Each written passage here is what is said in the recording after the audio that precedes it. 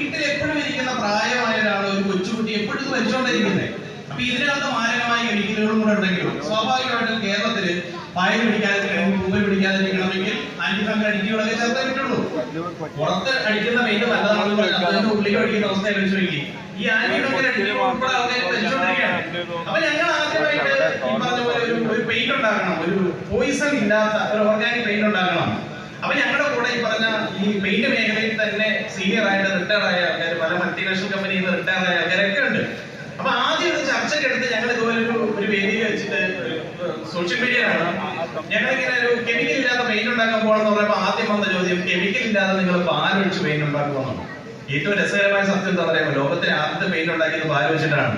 പാലും ചുണ്ണാമ്പും മണ്ണും ചേർത്തിട്ടാണ് ലോകത്തിലെ ആദ്യത്തെ പെയിന്റ് ഉണ്ടാക്കുന്നത്. 2000 വർഷം 3000 വർഷമൊക്കെ നിലനിൽക്കുന്ന പല ഈജിപ്തിലെ പെയിന്റിങ്ങുകളും ഈ പാൽ വെച്ചിട്ടുണ്ടാക്കിയിട്ടുള്ളതാണ്. അപ്പൊ ഞങ്ങളുടെ ആലോചന ആ പാൽ എങ്ങനെ ഉപയോഗിക്കാന്നല്ല, നമ്മുടെ നാട്ടിൽ ലഭ്യമായിട്ടുള്ള റബ്ബർ പാൽ ഇതിന് ഉപയോഗിച്ചൂടെ? ഞങ്ങളുടെ ഒരു കോമൺ തോട്ടിൽ വന്നതാണ്. ഞങ്ങൾ കുറച്ചുപേര് നേരെ കോട്ടയം റബ്ബർ റിസർച്ച് ഇൻസ്റ്റിറ്റ്യൂട്ടിൽ ചെന്നത്. ഞങ്ങൾ പറഞ്ഞു ഞങ്ങളുടെ ആവശ്യം ഇതാണ്, നിലവിൽ ഇഷ്ടംപോലെ പെയിന്റുകളുണ്ട്, അതുപോലെ ഒരു പെയിന്റ് ഞങ്ങൾക്ക് വേണ്ട. ഇങ്ങനെ ഉണ്ടാക്കാൻ സാധിക്കുമെങ്കിൽ, അതായത് ബെഡ്റൂമിനുള്ളിൽ അടിക്കാൻ, അത് ഒരു കെമിക്കലും പുറത്തേക്ക് വിടരുത്, വലിയ ഓക്സിജനെ പ്യൂരിഫൈ ചെയ്യുകയും കൂടെ വേണം. അപ്പൊ അവിടുത്തെ സീനിയർ ഞങ്ങളുടെ അടുത്തേക്ക് വന്നു. എന്നിട്ട് പറഞ്ഞു ഇവിടുത്തെ പ്രധാനപ്പെട്ട കുറച്ച് ശാസ്ത്രജ്ഞന്മാർ 1 വർഷത്തിനുള്ളിൽ റിട്ടയർ ആകും, അവരെ